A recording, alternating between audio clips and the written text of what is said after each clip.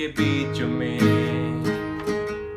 तू कहता है थम जा, तू मेरी ताकत है, तू ही मेरा ईमान। भंवर के बीच में तू कहता है थम जा, तू मेरी ताकत है, तू ही मेरा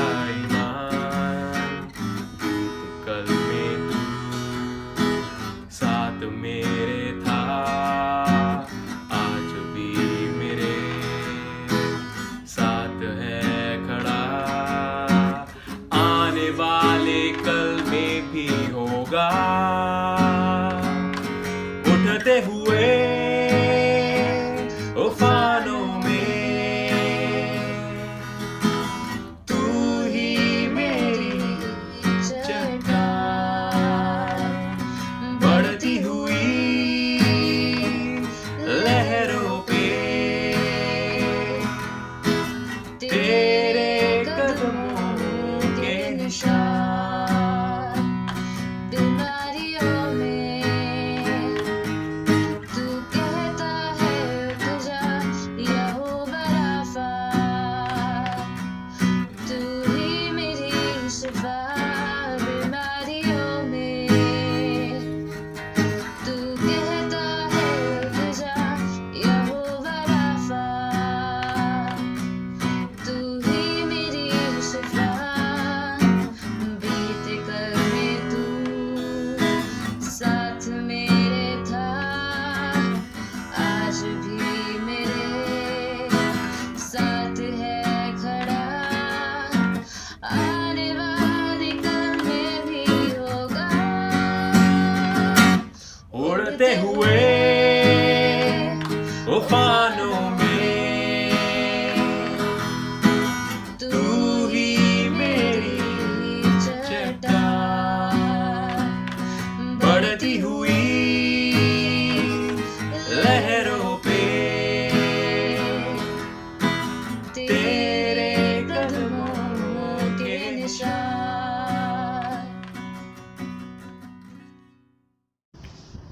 प्रिय भाई और बहनों, प्रभु के नाम का हम धन्यवाद करते हैं आज के सुंदर समय के लिए। और आज के इस बाइबल अध्ययन में हमारा विषय है दानियल की पुस्तक।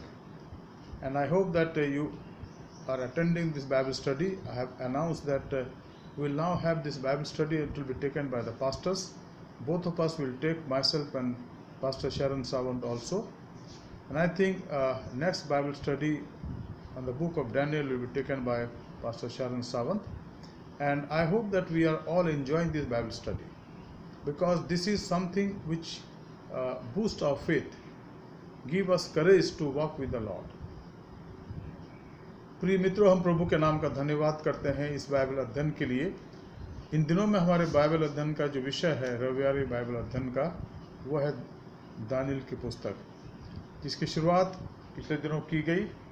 और पिछले अध्ययन में जो केवल हम 2 दिन महीने में करते हैं, दूसरा और आखिरी चौथा रविवार, और वह है दानियल की 3 अध्याय पर हमने गौर करा। और आज 3 अध्याय के कुछ पदों को देखेंगे, फिर हम 4थे अध्याय में जाएंगे।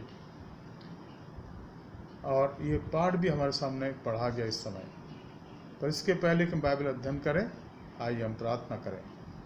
धन्यवाद, स्तुति और महिमा क्योंकि पिता परमेश्वर, स्वर्ग और पृथ्वी के स्वामी, हम आपकी स्तुति करते हैं, आपकी बड़ाई करते हैं प्रभु की ये सुंदर अवसर आपने में दिया है कि आज फिर से एक बार हम आपके वचन का अध्ययन कर सकते हैं। हमारी प्रार्थना प्रभु कि आप इस अध्ययन को समझने में हमारी मदद, हमारी सहायता करें। Lord, we thank you and praise you for this time that you have given to us, so that we may study your word, Lord. And we pray as we study this word, Lord, let the Holy Spirit speak to us and guide us. Lord, we pray for our congregation, each family of this congregation.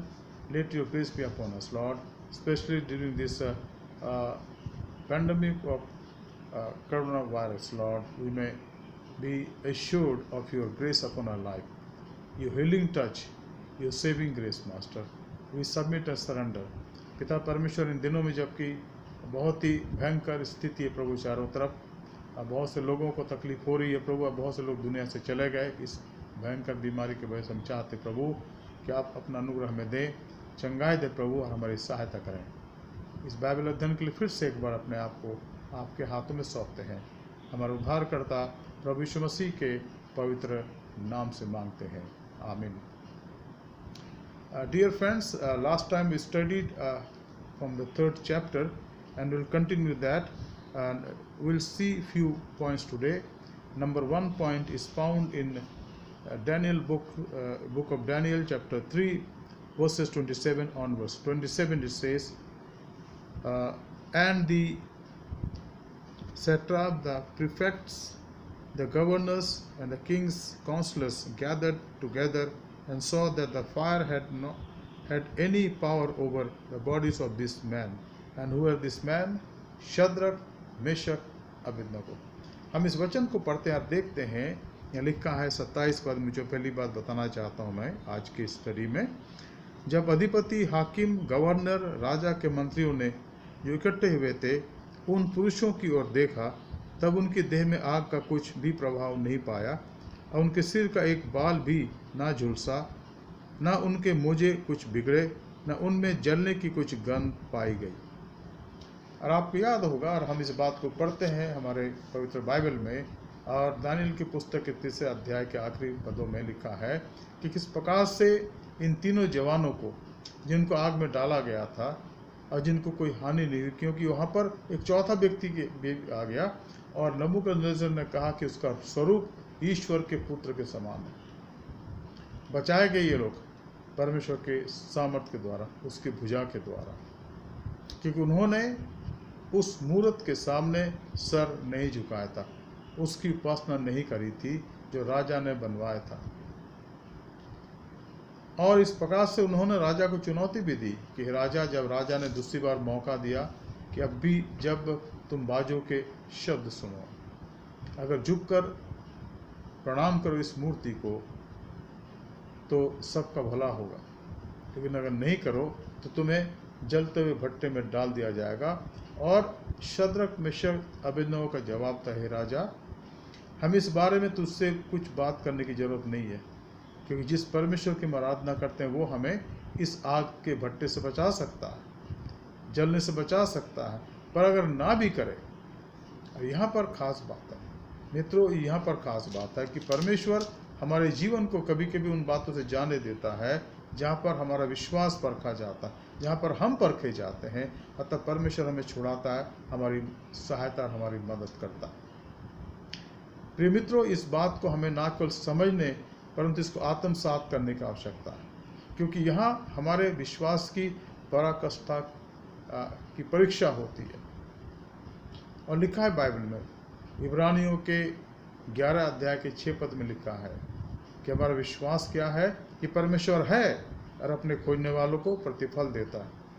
जब हम उस पर विश्वास करते तो इस बात को जान लेते कि परमेश्वर है, क्योंकि विश्वास बिना उसको समझना, अविश्वास बिना उस पर विश्वास करना, उस पर आधारित हो जाना मुश्किल है, कठिन है, हो नहीं सकता, असंभव है।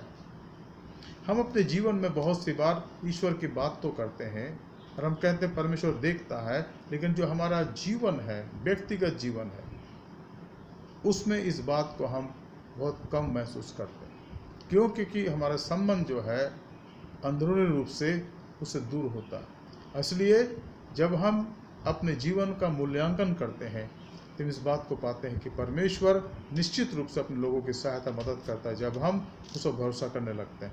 तो यहाँ पर शद्रक, मेशक, अबेदनगो के जीवन में परमेश्वर ने बड़ा काम करा, क्योंकि उनका दैनंदिन संबंध परमेश्वर के साथ था और परमेश्वर ने उनकी रक्षा करी। The testimony of Shadrach, Meshach, Abednego was a testimony of their trust upon God. They trusted Him, and God did a miracle in their life. He saved them from this great fire, from where they were taken out. And now the king says, अब राजा क्या कहता है, देखिए पहली बात हम देखते हैं। तब अधिपति, हाकिम, गवर्नर, राजा के मंत्रियों ने जो इकट्ठे हुए थे उन पुरुषों को की ओर देखा, तब उनकी देह में आग का कुछ भी प्रभाव नहीं पाया और उनके सिर का एक बाल भी ना झुलसा, उनके मोजे कुछ ना बिगड़े, ना उनमें जलने की कुछ गंध पाई गई। यहाँ पर एक ऐसी बात हमारे सामने आती है जहाँ पर हम देखते हैं कि किस प्रकार से परमेश्वर अपने लोगों को संभालता है, और उसने इनको संभाला, उन्होंने उनको संभाला, परमेश्वर के सामर्थ्य उन्होंने देखा। और अब ये लोग जो वहाँ थे राजा नबूकदनेस्सर के साथ, वो भी आके देखने लगे जब इनको आग से निकाला गया कि उनमें कोई हानि का चिन्ह नहीं पाया जा रहा। दूसरी बात यहाँ पर लिखा है 28 पद में, नबूकदनेस्सर कहने लगा, धन्य है शद्रक मेशक और अबेदनगो का परमेश्वर, जिसने अपना दूत भेजकर अपने इन दासों की इसलिए बचाया क्योंकि इन्होंने राजा की आज्ञा ना मानकर तुझी पर भरोसा रखा और ये सोचकर अपना शरीर भी अर्पण कर दिया कि हम परमेश्वर को छोड़ किसी देवता की उपासना या दंडवत ना करेंगे। मैं सोचता हूँ इस बात पर गौर करने की आवश्यकता है। और ये लोग परमेश्वर के विश्वासी भक्त थे, इन्होंने किसी प्रकार से समझौता नहीं करा। मित्रों, और यही बात हमारे जीवन के अंदर आती है। जब परीक्षाएं जीवन में आती हैं, जब कठिनाई जीवन में आती हैं, तो क्या हम कॉम्प्रोमाइज़ करते हैं? जब लोग हमारे लिए बुरा भला कहते हैं, बदनाम करने के लिए और हमें शोकित करने के लिए, तब क्या हमारा विश्वास परमेश्वर पर अडिग रहता है? बाइबल में लिखा है, भजन संहिता 46 और 10 पद में लिखा है, चुप हो जाओ और जान लो कि मैं जातियों में महान हूँ, मैं तुम्हारा परमेश्वर। और इस बात की अनुभूति हमें अपने जीवन में करने की आवश्यकता है। जब इस प्रकार के अवसर आते हैं, या बीमारी आती, तकलीफ आती है, या तन्हाई आती, अकेलापन आता है, तब क्या हम परमेश्वर के सामने आकर रुक सकते हैं? या जब सामने मौत होती है, मृत्यु का आगमन हमें लगता है कि अब बहुत जल्दी हमारे जीवन में आ जाएगा, तब क्या हम परमेश्वर को तब भी उस पर भरोसा रखते हैं? Dear friends, we need to understand and we need to search our life inside, within, in the midst of trials and temptation, in the midst of reproach, and in the midst of sickness, and any type of diverse situation, do we still depend on the Lord? The Word of God says, be quiet and know that I am your God. I am exalted among the nations. Psalm 46 and 10 verse. परमेश्वर हमें ऐसे परिस्थिति से निकालना चाहता है अगर हम उस पर विश्वास में बने रहें, और हमारी प्रार्थना है कि परमेश्वर इस बात में हमारी सहायता और मदद करे। अब हम देखते हैं यहाँ पर राजा क्या कहता। दूसरी बात, नबूकदनेस्सर राजा कहने लगा, धन्य है मेशक, शद्रक, मेशक और अबेदनगो का परमेश्वर, जिसने अपना दूत भेजकर इन दासों को इसलिए बचाया कि इन्होंने राजा की आज्ञा ना मानकर तुझी पर भरोसा रखा और ये सोचकर अपना शरीर भी अर्पण कर दिया कि हम अपने परमेश्वर को छोड़ और किसी देवता की उपासना और दंडवत ना करेंगे। यहाँ पर राजा ने इस बात को महसूस करा अब कि जो उनका परमेश्वर है वो महान है, वो हमारे सोचने से बड़े काम करता है, हमारे विचार से बड़ा काम करता है। और वहाँ पर राजा ने एक डिक्री दी। तीसरी बात यहाँ पर हम देखते हैं 29 पद में लिखा है, इसलिए अब मैं आज्ञा देता हूँ कि देश देश और जाति जाति के लोगों और भिन्न भिन्न भाषा बोलने वालों में से जो शद्रक, मेशक और अबेदनगो के परमेश्वर की कुछ निंदा करेगा, वो टुकड़े टुकड़े किया जाएगा और उसका घर भूरा बना दिया जाएगा, क्योंकि ऐसा कोई और देवता नहीं जो इस रीति से बचा सके। अब राजा जान गया कि शद्रक, मेशक, अबेदनगो का जो परमेश्वर है वो वास्तव में महान है। राजा के द्वारा ये आज्ञा देना कि मेरे राज्य के तमाम जगहों पर उन सब के लिए मेरी आज्ञा है। और हमने देखा यहाँ पर वो क्या कहता है, इसलिए 29 पद 3रा अध्याय दानियेल की पुस्तक, इसलिए अब मैं आज्ञा देता हूँ कि देश देश और जाति जाति के लोगों और भिन्न भिन्न भाषा बोलने वालों में से जो शद्रक, मेशक, अबेदनगो के परमेश्वर की कुछ निंदा करे, वो टुकड़े टुकड़े किया जाएगा। मैं सोचता हूँ कि इस बात को हमें समझने की आवश्यकता मित्रों, उन लोगों की गवाही की वजह से राजा ने आज्ञा दी। उस गवाही के अंदर उन्होंने मृत्यु को स्वीकार करा। वो जानते थे कि हम मार डाले जाएंगे, इस आग के भयंकर भट्टी से हमें कौन बचा सकता है। और उन्होंने ये कह दिया था राजा से, वो जानते थे कि परमेश्वर बचा सकता है, लेकिन उन्होंने ये भी कहा था कि हे राजा, अगर हम ना बचे तब भी हम तेरी मूर्ति की उपासना नहीं करेंगे। उनकी जो गवाही थी, उस गवाही के कारण राजा और तमाम लोग कायल हो गए। तमाम लोग कायल हो गए। उन्होंने इस बात को माना कि जो शद्रक, मेशक, अबेदनगो का परमेश्वर है वो जीवित है। और यहाँ वो कहता है कि वो परमेश्वर, वो अनंतकालीन राजा है, वो महान है, और उसने इन लोगों को बचा दिया। और उसने कहा, हमने देखा थोड़ी देर पहले, राजा ने कहा, धन्य है शद्रक, मेशक और अबेदनगो का परमेश्वर, जिसने अपना दूत भेजकर अपने इन दासों को इसलिए बचाया क्योंकि उन्होंने राजा की आज्ञा ना मानकर तुझी पर भरोसा रखा, तुझी पर भरोसा रखा, और ये सोचकर अपना शरीर भी अर्पण कर दिया कि हम अपने परमेश्वर को छोड़ किसी और देवता की उपासना या दंडवत ना करेंगे। पहले इन्होंने उनको कहा था और झुंझला कर कहा था कि अगर कोई व्यक्ति इस मूर्ति के सामने ना झुके तो उसको उस भट्टी में डाल दिया जाएगा। लिखा है कि उसको 7 गुना ज़्यादा धक्का दिया गया, यहाँ तक धक्काया गया 7 गुना। जो उनको डालने वाले थे, जो पहलवान थे, वो भी आँच की वजह से जल मरे। लेकिन इनको, जिनको वहाँ डाला गया, परमेश्वर ने बचा लिया। और इस काम को देख कर, इस बड़े आश्चर्य को देख करके राजा नबूकदनेस्सर पसीज गया। उसका मन अपने आप में कायल हो गया कि सचमुच में इनका परमेश्वर जीवित है। मित्रों, आज भी हमारे जीवन के अंदर ऐसे समस्या आती हैं, और अगर हम उस समय अपने जीवन में प्रभु में स्थिर रहते हैं तो प्रभु हमारे जीवन को बहुत आशीष का कारण बनाता है। हमें अपने विचारों में, हमारा अपने सोच में, हमें अपने हृदय में प्रभु के सामने खुला रहने की आवश्यकता है। We need to open up before the Lord with all humility, all obedience, the spirit of obedience. And when we obey Him, in spite of all diverse situations, He is there to vindicate us. He is there to save us. और यहाँ पर हम इसी बात को देखते हैं। 30 पद में लिखा, तब राजा ने बेबीलोन के प्रांत में शद्रक, मेशक, अबेदनगो का पद और भी ऊंचा किया। उनको और ऊंचा पद दिया गया क्योंकि उन्होंने अपने विश्वास में किसी प्रकार से समझौता नहीं करा। मित्रों, इस समय भी, इस दुनिया में जब हम रहते हैं, ये एक बहुत ही कठिन समय है। हम सब परेशान हैं कोविड-19 से, कोरोना वायरस के इस महारोग से, और सब जगह ये फैल रहा है। ये वायरस दिखता तो नहीं, लेकिन टच के द्वारा, या जब हम छींकते हैं, या हमारे आसपास में जो लोग, अगर हमारे तकलीफ़ है तो वो परेशानी उनको हो जाती है। हम सब परेशान हैं, दुखी हैं, और हम नहीं जानते कि अब क्या होगा, लेकिन हम इतना जानते हैं कि परमेश्वर जिस पर हम भरोसा रखते हैं हमें बचाएगा, और उसी के नाम से हम आज जी रहे हैं। तो ऐसे सिचुएशन में, ऐसे परिवेश में, कि हम प्रभु पर विश्वास करते हैं, भरोसा करते हैं कि वो हमें नहीं छोड़ेगा, और अगर ये है तो हम धन्य लोग हैं। उसके अलावा भी हमारे समाज में बहुत से लोग हैं जो बहुत से लोगों को परेशान करते हैं, तकलीफ़ देते हैं। प्रभु चाहता कि हम जो उसके लोग हैं, उसके विश्वास में मजबूत किए जाएं, उसके विश्वास में आगे बढ़ें।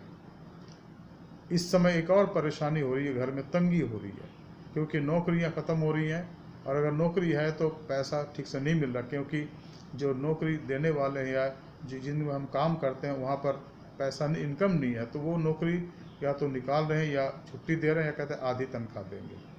तो घर चलाना बहुत मुश्किल हो गया है, और बहुत से प्रभु के लोग अब सफ़र कर रहे हैं, तकलीफ़ में हैं। क्या हम इस परिस्थिति में प्रभु की तरफ देखना छोड़ दें? जी नहीं, क्योंकि लिखा है प्रभु के वचन में, फिलिपियों के 4 अध्याय के 19 पद में, कि मेरा परमेश्वर भी अपने उस धन के अनुसार जो महिमा सहित यीशु में है, तुम्हारी हर एक घटी कमी को पूरा करेगा।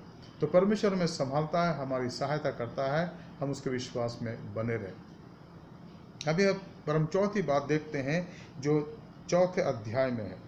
दानियल 4था अध्याय, लिखा है 1 पद, नबूकदनेस्सर राजा की ओर से देश देश और जाति जाति के लोगों और भिन्न भिन्न भाषा बोलने वाले जितने सारी पृथ्वी पर रहते हैं, उन सबों को ये वचन मिला। अब ये एक पत्र लिखा गया राजा नबूकदनेस्सर की तरफ से, जो सारी जगह पर पृथ्वी पर जहाँ जहाँ उसका राज्य था वहाँ वहाँ पहुँचाया गया। क्या लिखा था उस पत्र में? तुम्हारा कुशल क्षेम बढ़े। मुझे ये अच्छा लगा कि परम प्रधान परमेश्वर ने मुझसे जो चिन्ह और चमत्कार दिखाए उनको प्रकट करूं। अब ये व्यक्ति जो एक अन्य जाति राजा था, अब जीवित परमेश्वर के बारे में गवाही दे रहा। अब वो क्या कहता है देखिए, उसके दिखाए हुए चिन्ह क्या ही बड़े और उसके चमत्कारों में क्या ही बड़ी शक्ति प्रकट होती है। उसका राज्य तो सदा का है और उसकी प्रभुता पीढ़ी से पीढ़ी तक बनी रहती। अब वो कहता है जिसने अपनी मूर्त बनाई थी और वो लोगों को वो दबाव उन पर डाल रहा था कि उसके पास ना करे, लेकिन जब शद्रक मेशक अबेदनगो ने ऐसा नहीं करा तो वो कायल हो गया अंदर से। और थोड़े दिन के बाद उसने लोगों के सामने एक डिक्री भेजी, एक आज्ञा भेजी जो राज आज्ञा थी। क्या आज्ञा थी? कि वो कहता तुम्हारा कुशल बढ़े, तुम्हारा कुशल हो। मुझे अच्छा लगा कि परम प्रधान परमेश्वर ने मुझसे जो चिन्ह और चमत्कार दिखाए उनको प्रकट करो। अब वो परमेश्वर के चमत्कारों का प्रकट करने वाला बन गया। और ये तब होता है जब उसके लोग प्रभु के वचन के अनुसार चलते हैं। मित्रों, इस दुनिया में भी आज के परिवेश में हम जिस देश में रहते हैं, अगर प्रभु के विश्वास में मजबूत है तो हमारा जीवन लोगों के लिए अनुकरणीय हो जाता है। लोग उस पर ध्यान देते हैं और प्रभु की बड़ाई और उसकी महिमा, उसकी उपासना करते हैं। और यहाँ राजा ने क्या कहा? उसके दिखाए हुए चिन्ह क्या ही बड़े हैं और उनके चमत्कारों में क्या ही बड़ी शक्ति प्रकट होती है। उसका राज्य तो सदा का और उसकी प्रभुता पीढ़ी से पीढ़ी तक बनी रहती है। अब उसने महसूस करा कि वो राजा है जो स्वर्ग का परमेश्वर है। एक अन्य जाति राजा कह रहा। मित्रों, इस बात को हमें देखने और समझने की आवश्यकता है। पांचवी बात हम यहाँ देखते हैं चौथे पद में, चौथे अध्याय का। The fifth thing we see here, chapter 4 verse 5. I, Nebuchadnezzar, was at ease in my house and prospering in my palace. I saw a garden that made me afraid. I saw a dream that made me afraid, and I was perplexed. As I lay in bed, and fancies and the visions of my head alarmed me. अब यहाँ पर वो कहता है, मैं नबूकदनेस्सर अपने भवन में चैन से प्रफुल्लित रहता था और मैंने एक ऐसा स्वप्न देखा जिसके कारण मैं डर गया। अब पलंग पर पड़े पड़े जो विचार मेरे मन में आए और जो बातें मैंने देखा उनके कारण मैं घबरा गया। वो कहता है कि उनके कारण मैं घबरा गया, परेशान हो गया। और वो क्या कहता है आगे? तब मैंने आज्ञा दी कि बेबीलोन के सब पंडित मेरे स्वप्न का फल मुझे बताने के लिए मेरे सामने हाजिर किए जाए। एक और स्वप्न उसने देखा जो वो अब बता रहा। अब उसने उसको स्वप्न बता दिया लोगों को।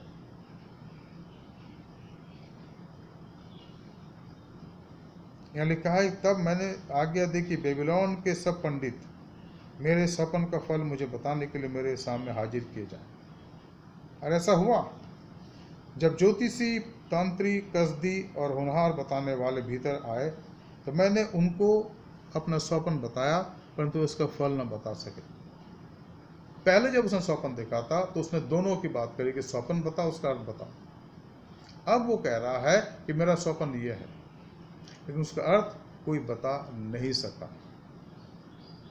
मित्रों, परमेश्वर ही भेदों का जानने वाला। बाइबल में लिखा है कि परमेश्वर भेदों का जानने वाला है। भेदों को वही प्रकट करता है कि भेद उसके हैं। वो अनंतकालीन परमेश्वर है, उसके सामने कोई भेद नहीं। उसके सामने सारी चीज़ें, चाहे हम कितने भी बड़े भेद उसको क्या, उसके सामने खुली किताब के सामने वो देखता है उनको और उनके मन को प्रकट करता है। किनके जीवन में? जो उस पर विश्वास करते हैं। क्या सचमुच में हमने उनको जाना है परमेश्वर को? अगर जाना है तो हम पर भेद प्रकट करेगा। तो यहाँ पर नबूकदनेस्सर राजा अपने भेद के बारे में बताता है, कि अपने स्वप्न के बारे में बताता है कि भाई ये मेरा स्वप्न है, मैंने देखा। अब छठवीं बात जो है उसको हम देखें यहाँ पर अध्याय 4 से। अंत में दानियल मेरे सन्मुख आया, जिसका नाम मेरे देवता के नाम के कारण बेलशस्सर रखा गया था। राजा नबूकदनेस्सर ने उसका नाम रखा था बेलतस्सर, और जिसमें पवित्र ईश्वर की आत्मा रहती थी। और मैंने उसको अपना सौपन ये कहकर बता दिया। अब उसने कहा राजा ने दानियल को कि हे दानियल, ये मेरा सौपन है, हे बेलतस्सर, ये मेरा सौपन है। Now when he was called, Daniel was called, King Nebuchadnezzar explained to him his dream. And we read it here very clearly. अब राजा नबूकदनेस्सर बात करता है। उसने बुलाया, अपने तमाम लोगों को बुलाया, और खासकर उसने दानियल को बुलाया। और उसने क्या कहा, यहाँ लिखा है 9 पद में 4 अध्याय का, हे बेलतस्सर, तू तो सब ज्योतिषियों का प्रधान है। मैं जानता हूँ कि तुझ में पवित्र ईश्वर की आत्मा रहती है, और तो किसी भेद के कारण नहीं घबराता। इसलिए जो स्वप्न मैंने देखा है उसका फल समेत मुझे बताकर समझा दे। अब स्वप्न तो बता दे उसने, लेकिन अब उसने कहा कि उसका फल क्या है तो मुझे बता दे। और यहाँ लिखा है, जो दर्शन मैंने पलंग पर पाया वो ये है, मैंने देखा कि पृथ्वी के बीचों बीच एक बड़ा वृक्ष लगा है, उसकी ऊंचाई बहुत बड़ी है। And he said to him about his dream, the vision of my head, and I lay in bed where this I saw, and behold a tree in the midst of the earth, and its height was great. वो वृक्ष बड़ा होकर दृढ़ होता गया, और उसकी ऊंचाई स्वर्ग तक पहुंची, और वह सारी पृथ्वी की छोर तक दिखाई पड़ता था।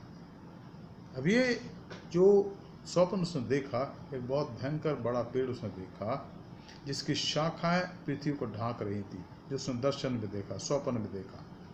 और वो कहता है उसके पत्ते सुंदर, और उसमें बहुत फल थे, यहाँ तक कि उसमें सबों के लिए भोजन था। इसके नीचे मैदान के सब पशुओं को छाया मिलती थी, और उसकी डालियों में प्रकाश, आकाश की सब चिड़ियाँ बसेरा करती थी, सब प्राणी उसमें से आहार पाते थे। अब यहाँ पर दानियल को जो स्वप्न बताया गया राजा नबूकदनेस्सर के द्वारा, बहुत ही एक अनोखा स्वप्न था। उसने एक बहुत बड़ा पेड़ देखा। राजा खुद कहता है कि उस पेड़ की डालियों के नीचे सब लोग रहते थे। उसने कहा उसके नीचे मैदान के सब पशुओं को छाया मिलती थी, और उसकी डालियों में आकाश के सब चिड़ियाँ बसेरा करती थी, और सब प्राणी उससे आहार पाते थे। तो उसने उसको बता दिया कि मैंने ऐसा स्वप्न देखा, ऐसा बड़ा पेड़ देखा, और मैं चाहता कि तो उसका अर्थ मुझे बताए। मित्रों, मैं सोचता हूँ कि दानियल जो प्रभु का दास था, और राजा ने पहचान लिया था कि इसके अंदर परमेश्वर का आत्मा निवास करता है। यहाँ पर जो आत्मिक शिक्षा हम पाते हैं कि लोग हमें परमेश्वर के भेदों के भंडारी समझें। पहले कुरिन्थी के 4 अध्याय के 1-2 पद में लिखा है कि लोग हमें परमेश्वर के सेवक, उसकी सेवा करने वाले और उसके भेदों के भंडारी समझें। अगर आज अपने जीवन का मूल्यांकन करें, अब देखें अपने जीवन को अंदर से, तो क्या वास्तव में ऐसा है, या हम अपने आप को उसमें बहुत हल्का पाते हैं। जिस प्रकार से हमने कुछ दिनों पहले देखा था रविवार के दिन कि लोग हमें क्या समझे कि हम क्या उसके भेदों के भंडारी हैं, या हमारे जीवन के अंदर सांसारिकता पाई जाती है। 2 प्रकार के व्यक्ति का वर्णन हमने देखा था, आत्मिक व्यक्ति और शारीरिक व्यक्ति। जो शारीरिक व्यक्ति है वो प्रभु का दास भी हो सकता है, प्रभु का सेवक भी हो सकता है, प्रभु का विश्वासी भी हो सकता है, लेकिन चूंकि उसने कॉम्प्रोमाइज़ करा दुनिया में, उसके जीवन में दुनिया की बातें पाई जाती हैं। वो परमेश्वर की बातों को नहीं समझ सकता, परमेश्वर की बातों को जान नहीं सकता, उल्टा वो उन बातों को ना जानने के कारण उन बातों के खिलाफ खड़ा हो सकता है जो परमेश्वर लाता है, जो परमेश्वर दिखाता है। लेकिन जो आत्मिक व्यक्ति है वो किसी के द्वारा जांचा नहीं जाता, क्योंकि परमेश्वर आप उसको जांचता है, और परमेश्वर के लिए वो अपने आप को पवित्र करता, शुद्ध करता है, अपने आप का समर्पण करता है। What type of people we are? Daniel was a man of God who worshipped God, and therefore he was counted precious in the sight of that king who appointed him and gave him, and he elevated his post. The rise comes from the Lord, not from the world. People in the world can ridicule, they can say anything against, but the rise come from the Lord. वो बढ़ाता अपने लोगों को, और उसके दो कारण हैं। उन लोगों का व्यक्तिगत विश्वास परमेश्वर पर, और दूसरी बात, जो भी वो कार्य करते उससे उसको महिमा देते हैं. They give glory to God in and through their lives. And this is what the message from this chapter up to just part. Today we'll stop here only, and then next Sunday, next time when we study, we'll go further. Let's pray. आइए प्रार्थना करें. धन्यवाद, स्तुति और महिमा के पिता परमेश्वर, आपका धन्यवाद करते हैं आज के सुंदर समय के लिए जो आपने दिया, और हमारी प्रार्थना प्रभु के वचन के गहराइयों को हम जीवन में जाने और आप में बढ़ते चले जाएं. हमारी सहायता, हमारी मदद करें, हमारे विश्वास को मजबूत करें, हमारे विश्वास को स्थिर करें, ताकि प्रभु हम उस बुद्धिमान व्यक्ति के समान हो जाए जिसने अपना घर चट्टान पर बनाया. आज जब बारिश आई, आंधी आई, तूफान आया, तो बना रहा, स्थिर रहा. प्रभु आप हमेशा जीवन दें. हमारे उद्धारकर्ता प्रभु यीशु मसीह के पवित्र नाम से मांगते हैं, आमीन. मित्रों, अगर आप इस अध्ययन के बारे में और अधिक जानकारी करना चाहते हैं तो सबसे पहले तो इस अध्याय को पढ़ें. अगले रविवार के दिन जब हम इसका अध्ययन करेंगे, मैं चाहूँगा कि आप चौथे अध्याय को पूरा पढ़कर तैयार रहें दानियल की, ताकि हम और भी अध्ययन कर सकें. Dear friends, I request you to read this entire chapter 4 of Daniel, and God will speak to us as we study next Sunday, or next time, next month, the second Sunday, and I hope that we are doing it. Dear friends, nowadays there are Bible study in many places by many people, many pastors, and I encourage you to attend those things, to study the Word of God, because more you study the Word of God, the more you are blessed. तो मेहरबानी से इस बात को ध्यान रखिएगा कि जब भी आपको समय मिलता है बाइबल अध्ययनों को, उनमें भाग लें, सीखें, और उससे प्रभु आपकी सहायता, आपकी मदद करेगा. आप सबों को धन्यवाद. प्रभु का अनुग्रह आप पर बना रहे, और हमारी आशा है कि ये बाइबल स्टडी इन दिनों में हमारे आशीष का कारण होगा. सबको शुभ रात्रि, सबको जय मसीह की. प्रभु आशीष दे.